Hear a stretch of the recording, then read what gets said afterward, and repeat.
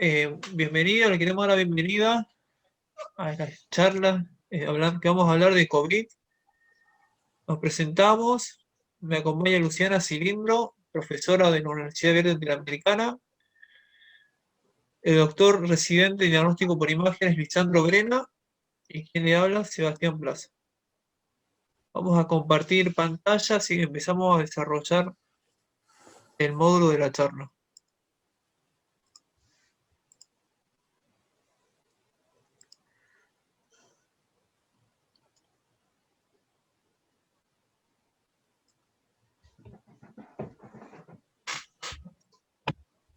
Queremos presentar ambos equipos. Primero vamos a desarrollar la parte de los equipos de tomografía, donde trabajo, que es el Hospital Centenario, y donde trabaja mi compañera Luciana Cilindro, que es el centro de CIMET.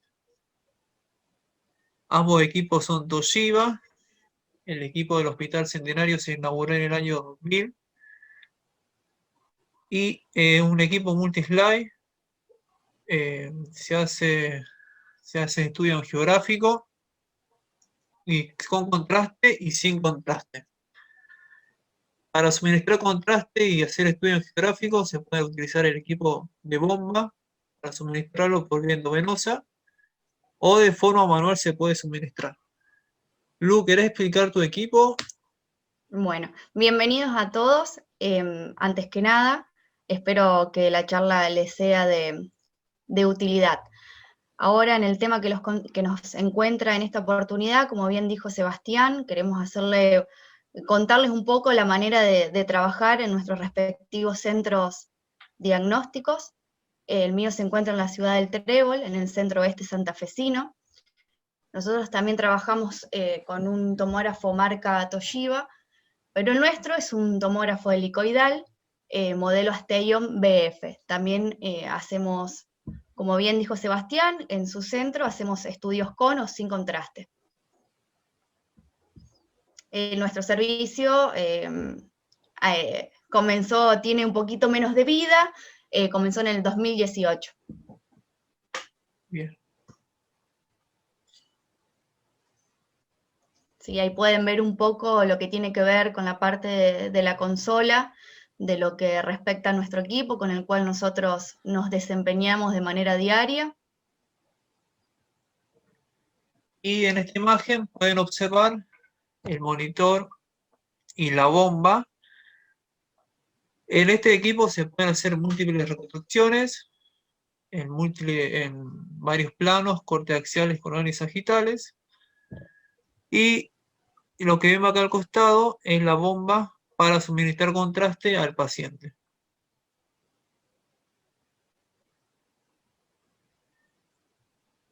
Para empezar a desarrollar... Sí. Dale, Luz. No, bueno, como antes que nada y antes de hablar de los protocolos propios de adquisición de imágenes, nos pareció importante, creo que ya es de público conocimiento, o por lo menos para todos los trabajadores de la salud, pero nos parece importante remarcar los elementos de bioseguridad con los cuales nosotros nos desenvolvemos a diario. Si bien pueden cambiar o variar un poco según cada centro o según lo que cada uno de los centros, según en el ámbito donde nos desarrollemos, cuenten con los insumos que cuenten, es importante sí o sí tener lo básico y elemental, como es el barbijo, un N95, un barbijo descartable para utilizar arriba, la mascarilla de protección, en el caso de que nuestro servicio no cuente con la misma, la protección ocular, los lentes. Si se cuenta por supuesto, con los dos elementos, se hace uso de los dos elementos, tanto la mascarilla facial como los lentes. Guantes, sin duda, para no tener contacto con ningún tipo de secreción, y las batas. Generalmente, repito, es según los elementos con los que cuente cada servicio. En el mío en particular, utilizamos primero como una bata de plástico, de caucho, que se lava o se desinfecta, mejor dicho, de una manera rápida. Esa es reutilizable justamente, por encima de esa nos ponemos una bata de friselina, la que todos conocemos, que se desecha luego de manipular al paciente, luego de terminar nuestro estudio. Utilizamos guantes, doble guante, en mi caso en particular. Por suerte contamos con todos los elementos, así que utilizamos el barbijo N95, un barbijo desechable por encima del N95, protector ocular y mascarilla facial.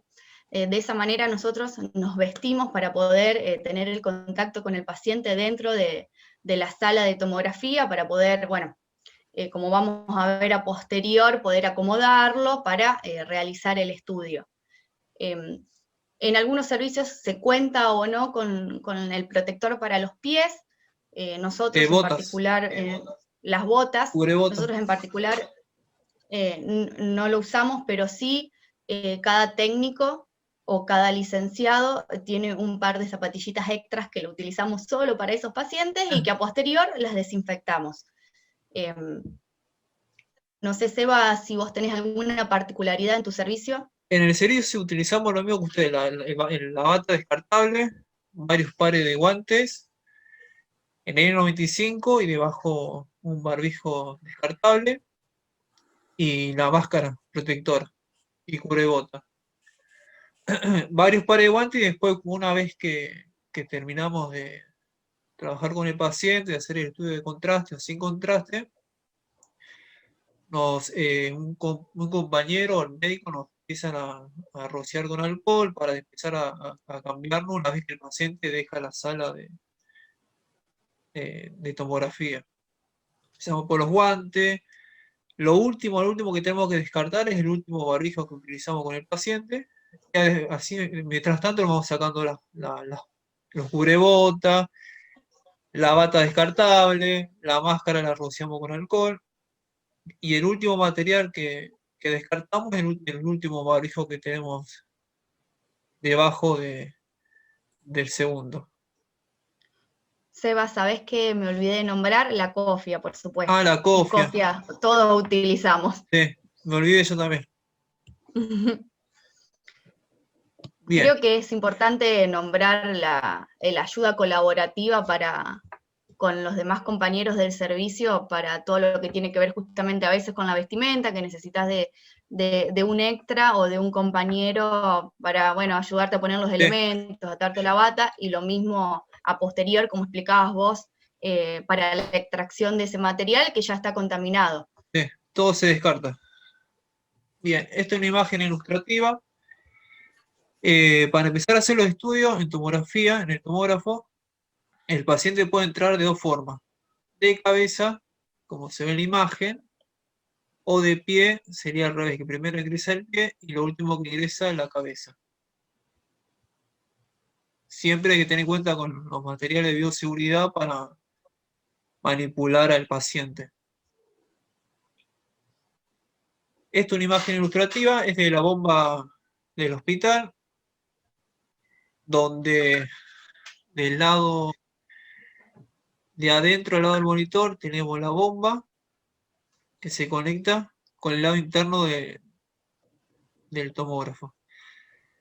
Lo que vemos abajo son los medios de contraste que se utiliza, que son dos, uno de 300 y el segundo es 370.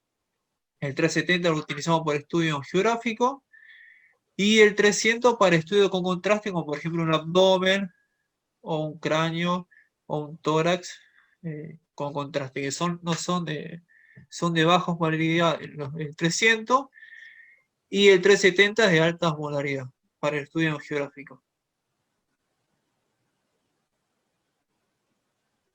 Bien. En ambas instituciones, ya sea en el CEMIT donde trabaja Luz o en el hospital, los estudios que se realizan es un tórax alta resolución. En el hospital, últimamente estamos trabajando con los pacientes cuando nos piden una alta resolución, un protocolo estándar de tórax, y agregamos un barrido más y le agregamos la fase de expiración. primero el paciente hace una fase de inspiración y el segundo barrido es de expiración. Y además, uno de los estudios que le realizamos a los pacientes con protocolo de COVID es un protocolo para TEP que se utiliza suministrando contraste por medio de la bomba. ¿Ustedes, Luz, cómo trabajan con los protocolos? Nosotros como protocolo le hacemos un barrido completo. Como antes bien dijiste, Sebastián, el paciente puede entrar con los pies mirando hacia la gantry o con la cabeza mirando hacia la gantry. Nosotros en particular optamos por utilizar que el paciente, por supuesto, esté en decúbito supino, con los pies hacia la gantry, para evitar mucho vuelo en la camilla, más en pacientes por ahí que tienen una contextura física más robusta. De lo contrario, según los requerimientos clínicos de cada paciente, de cada caso particular, por supuesto, a veces lo hacemos con la cabeza hacia la gantry, pero eso se evalúa en el momento. Si no, como preferencia, preferimos, como bien te digo, decúbito supino, los pies hacia la gantry. El protocolo de tórax, tanto para COVID como para diagnosticar cualquier tipo de enfermedad, vale destacar, vale la redundancia, que los brazos van hacia atrás, ¿sí? Para evitar que se artefacten las imágenes, y nosotros hacemos un barrido estándar, optamos por hacer un espesor de corte de 7 milímetros, optamos por este espesor de corte porque justamente los pacientes COVID suelen ser pacientes con dificultad respiratoria o disneico, entonces no pueden sostener en un tiempo muy prolongado la apnea, entonces tratamos de que los cortes sean, para decirlo de una manera vulgar, grandes, así es menor el tiempo de la apnea. Entonces lo hacemos, como bien dije, un espesor de corte de 7 milímetros y lo reprocesamos para una reconstrucción de 3,5 milímetros. Utilizamos lo que tiene que ver la ventana de parénquima pulmonar y también lo visualizamos a través de la ventana de mediastino. ¿Sí? Son las dos ventanas que nosotros utilizamos para evaluar al paciente.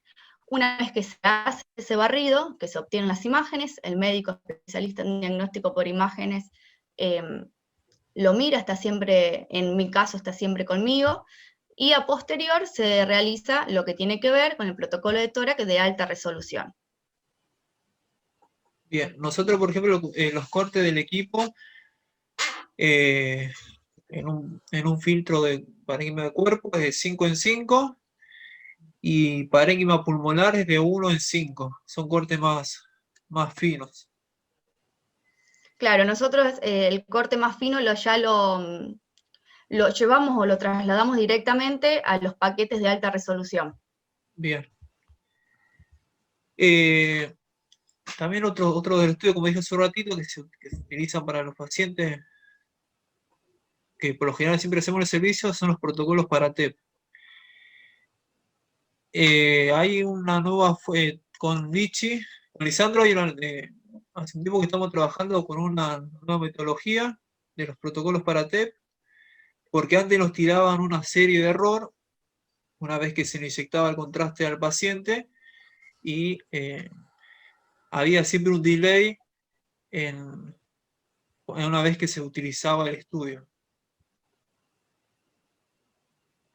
Bien, este es una imagen del protocolo. En la primera pantalla van la identificación del paciente, el DNI, el nombre, apellido, fecha de nacimiento, va en la primera pantalla, en la primera imagen de la pantalla.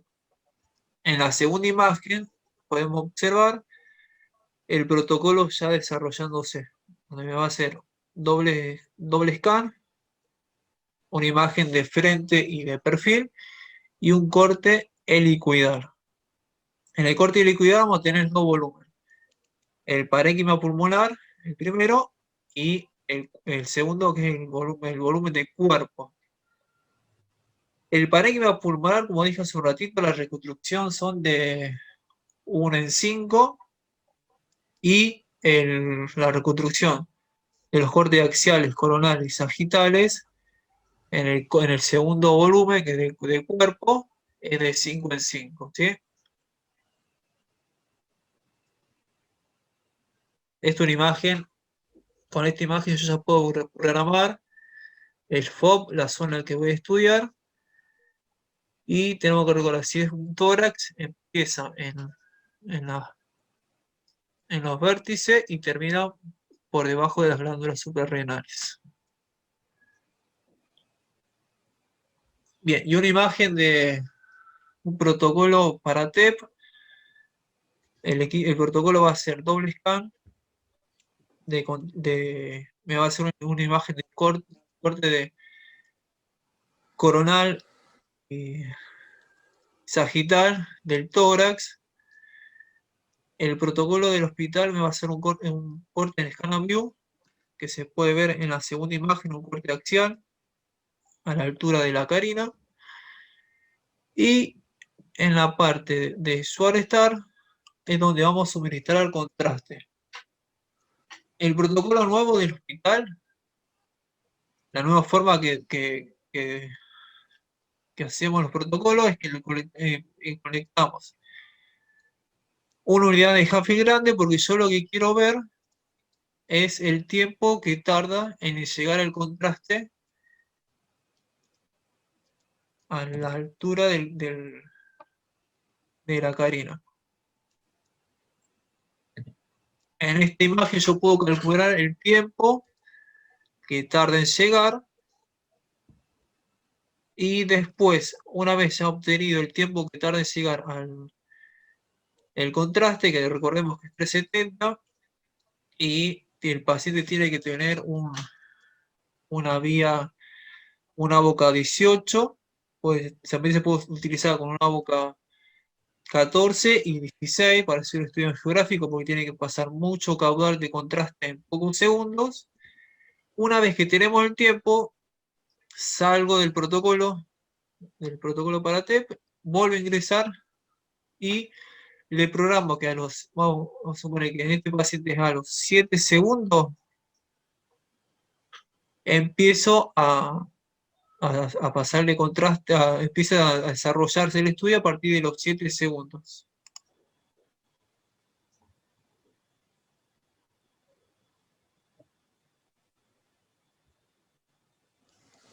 Bien,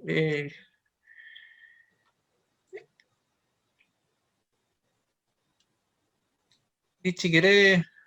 Ahí empieza a desarrollar el doctor. Bueno, buenas tardes, buenas noches, buenos días, no sé cuándo irán a ver la grabación. La idea es charlar un poquitito sobre los hallazgos que vamos a encontrar, hallazgos tomográficos que vamos a encontrar en las tomografías de tórax en los pacientes que los realizamos, los pacientes con COVID-19. La enfermedad por coronavirus es una enfermedad infecciosa que afecta al parénquima pulmonar en forma de neumonitis, causando un cuadro respiratorio que se llama síndrome respiratorio agudo severo por coronavirus 2.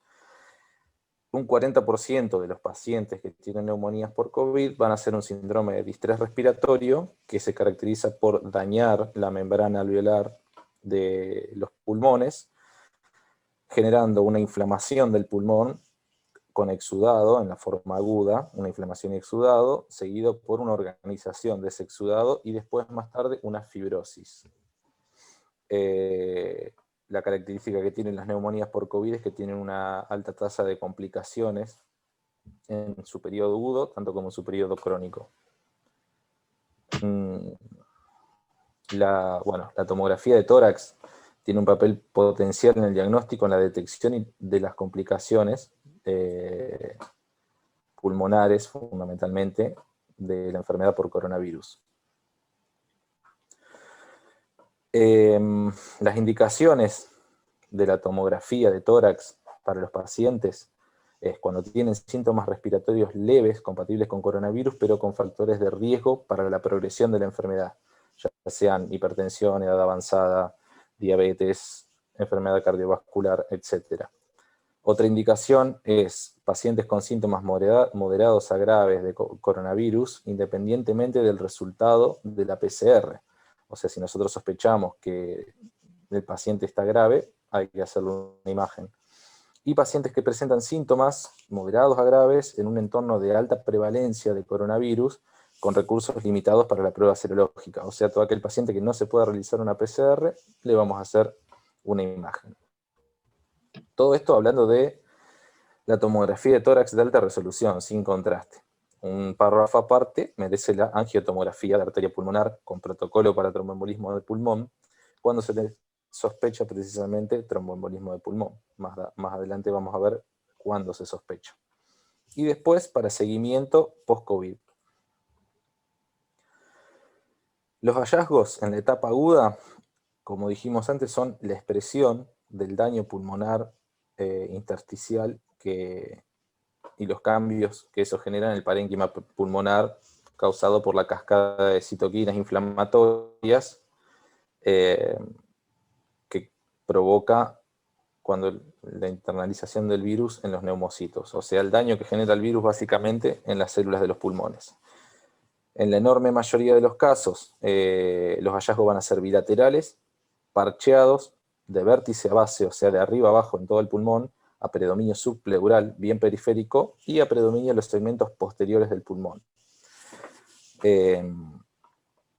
Los hallazgos más frecuentes van a ser opacidades en vidrio esmerilado, GGO, como está abreviado para futuras diapositivas, es el hallazgo más precoz y el más frecuente. O sea, vamos a tener toda una opacidad del pulmón. No sé si se ve que se mueve la flechita.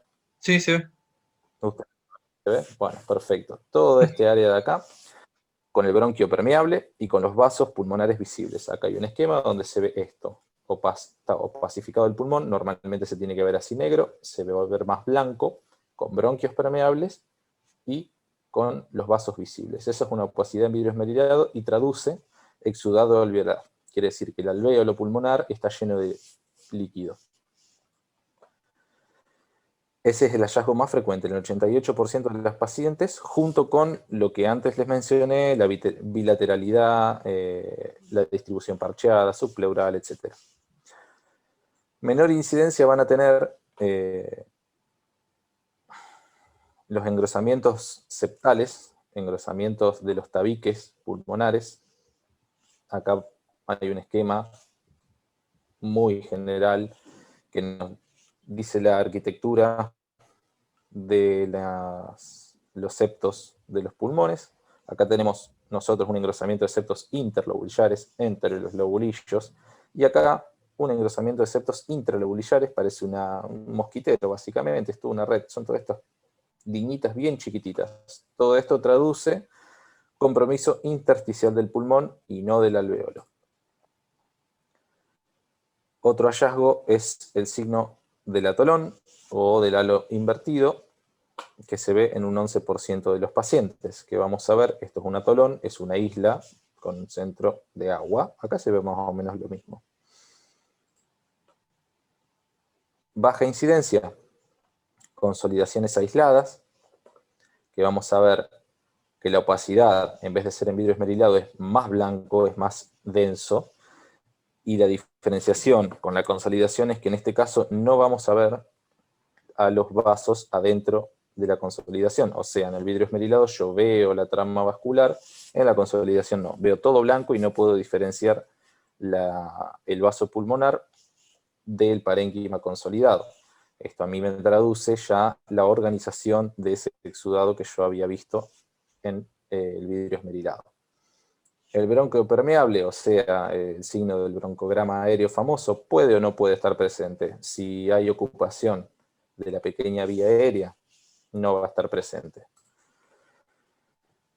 También podemos encontrar en un 5% de los pacientes derrame pleural, derrame pericárdico. Es muy poco frecuente esto. No es lo más frecuente de ver en el COVID. Adenomegalias, inflamatorias mediastinales. Digo inflamatorias porque no son adenopatías, son adenomegalias, ganglios grandes con conservación del hilio graso. Por lo general vamos a encontrar también muchas veces ganglios mediastinales aumentados de tamaño sin alcanzar el rango megálico.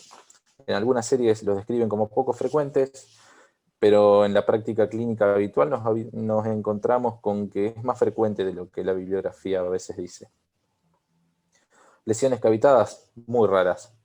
Vamos a ver un agujero en el pulmón, básicamente. Un área de mayor radiolucidez, bien hipodensa, de densidad aire, rodeada por una pared. Acá vemos lo mismo. El tromboembolismo de pulmón en los pacientes de COVID, que tienen COVID, coronavirus, es mucho más frecuente.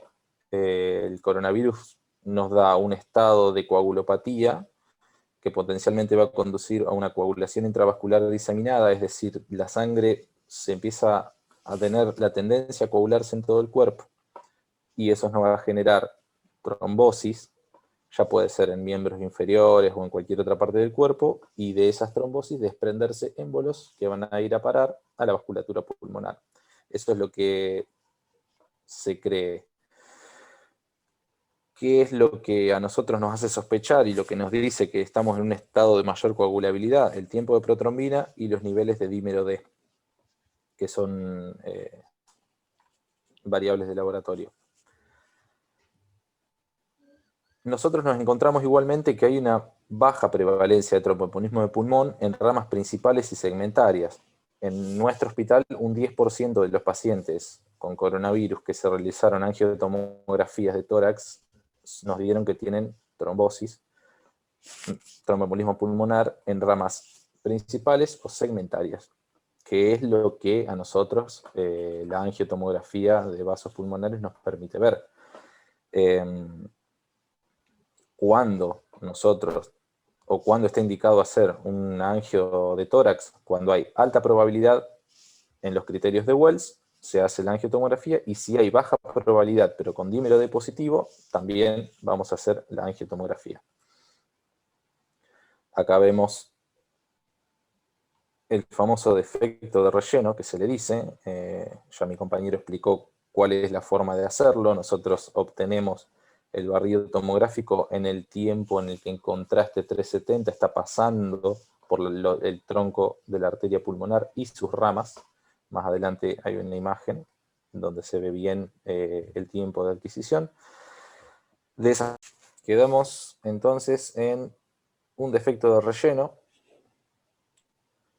tras la administración de contraste, que es esto que se ve acá y esto que se ve acá, que viene a ser el trombo adentro del vaso. Normalmente esto se tiene que ver libre, y acá se ve que está opacificado.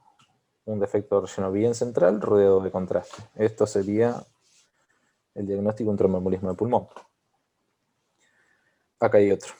Se ve, el vaso se tiene que ver así normalmente, acá se ve tapado por un trombo. Acá lo vemos en un corte coronal. Todo esto de acá es el trombo. Hay otro signo que es la dilatación de la microvasculatura. Se ven estos vasos dilatados, a diferencia, por ejemplo, este que está acá, adentro del área de vidrio esmerilado o adentro del área de afectación del pulmón, que en estudios de autopsia se ha demostrado que ahí adentro hay trombos también. Pero, ¿cuál es el problema?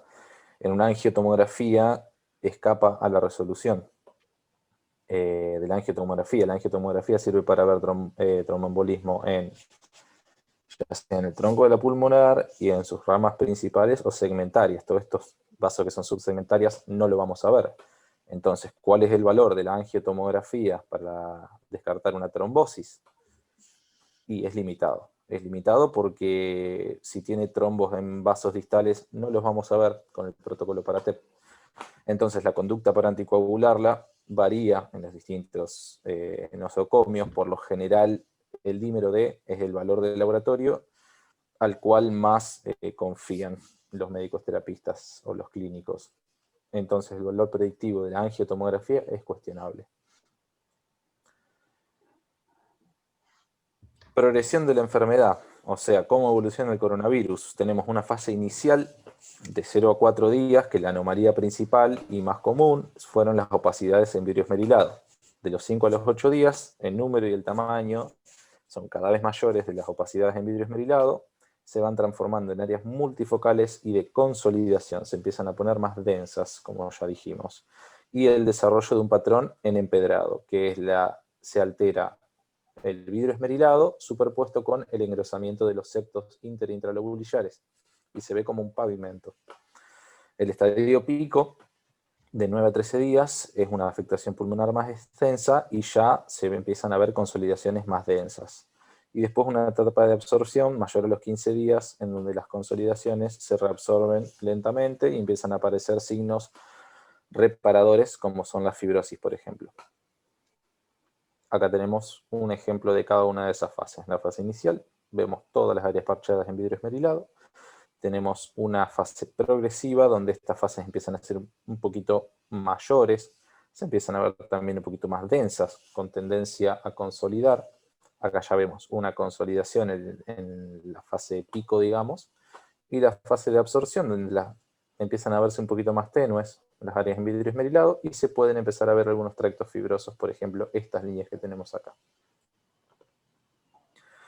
Las secuelas pulmonares, o sea, la fibrosis post-coronavirus, factores de riesgo, pacientes con edad mayor a 60 años, el sexo masculino es un poco más predisponente a hacer secuelas, el tabaquismo, la asistencia respiratoria mecánica, o sea, el paciente intubado por mucho tiempo, y una puntuación alta en el score de gravedad de tomografía, de 17 a 25. Ese score nosotros por lo general no se usa. Las características tomográficas de la fibrosis post-COVID. Acá tenemos bandas fibrosas, que son todos estos tractos densos que tenemos acá y acá. Distorsión arquitectural, o sea, el pulmón empieza a estar distorsionado. Nosotros acá vemos que esta es la cisura, está toda retraída, tirada para arriba por estas bandas fibrosas. Debería verse una liñita más definida acá, como esto de acá, pero acá está toda retraída para arriba. Acá tenemos retracción pleural, retracción de la pleura diafragmática. Todas estas son imágenes secuelares. Bronquiectasia, tenemos un pulmón todo osado, caracterizado, empieza a traccionar las estructuras y nos va a empezar a dilatar acá, por ejemplo, los bronquios, y acá también. Fíjense que están todos mucho más anchos de lo que deberían estar. Estas son imágenes de pacientes con COVID que hicimos en el Hospital Centenario. Acá vemos también patrón en vidrio esmerilado, si prestan atención, se ve bien ahí todo un engrosamiento, todas estas liñitas un poquito más blancas, que son los engrosamientos de los septos inter e intralobulillares, y esto es el famoso patrón en empedrado, o crazy paving, que parece que si fuera un pavimento. Esto traduce afectación, ya sea tanto en el intersticio pulmonar, en el tejido conectivo pulmonar, como en el alvéolo. Las dos están afectados. Esto es un paciente que tenía una tremenda consolidación bilateral. Fíjense que casi no tiene parénquima pulmonar sano. Este paciente impresionante. Pidieron un protocolo para TEP, que no lo tenía. Desaturaba simplemente porque no tenía alvéolos sanos para intercambiar oxígeno. Este es otro paciente en un estado un poquito más avanzado. Vemos los engrosamientos de los septos. Acá ya está más consolidado y empezamos a tener bandas subpleurales, que son estas atelectasias subpleurales, que vamos a ver líneas densas debajo de la pleura. Son colapsos, las atelectasias son colapsos del parénquima pulmonar, y el COVID es característico que lo haga de esta forma, subpleural, en banda. Otra imagen de patrón en empedrado. Acá hay un área con tendencia a la consolidación, y característicamente tenemos un neumotórax ahí. Son hallazgos también muy raros de ver, pero se pueden llegar a ver en forma espontánea en los pacientes con coronavirus. También se puede llegar a ver neumomediastino, burbujas de aire en el mediastino. No significa que haya sido por traumas, sino que lo hacen por el respiratorio.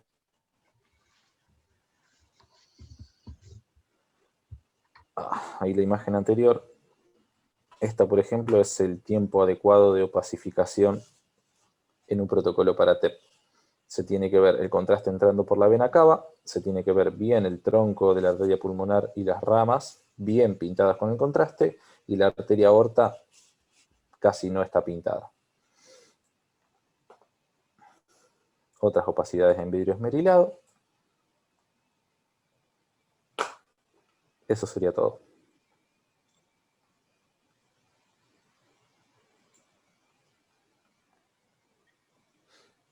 Bien, espero que les haya gustado la charla. Por ahí comentarios nos pueden hacer llegar. ¿Algún comentario más, Lu? ¿Sí? Lisandro, para terminar? No, creo que, bueno, más que nada darle nuestro agradecimiento a la Fundación Farkin por habernos dado el lugar. Creo que esta situación de público conocimiento o todo lo que trajo, lo que tiene que ver con el COVID-19 es relativo, o es nuevo, no relativamente nuevo, es nuevo, nos encuentra a todos tratando de capacitarnos y de estar a la altura de las circunstancias. Obviamente es algo que nadie podía predecir. Creo que debemos aprender de manera mutua de los colegas, intercambiar ideas, formas de trabajo, ver qué le resulta más atractivo a otro colega, en cuanto a adquisición de imágenes, que veamos que podamos implementar en nuestro servicio. Creo que tiene que ser un trabajo colaborativo, que más en este caso en particular, más que nunca, debemos trabajar todos de manera interdisciplinaria, porque justamente estamos todos tratando de aprender frente a algo que es nuevo y tratamos, creo que todos los profesionales de la salud, de poder dar la mayor o la mejor respuesta ante esta situación. Así que reitero, creo que se debería dar un trabajo colaborativo en todos los sectores, tanto en el ámbito público como en el ámbito privado. Sí. Lisandro, ¿algún comentario para cerrar? Simplemente que hay que seguir cuidándose y vacunarse si tienen la posibilidad. Y tomar todas las medidas de cuidado que sean posibles, porque esto, bueno, va para largo, estamos en el peor momento y es necesario que nosotros, el personal de salud, estemos en las mejores condiciones y con energías para seguir. Bien.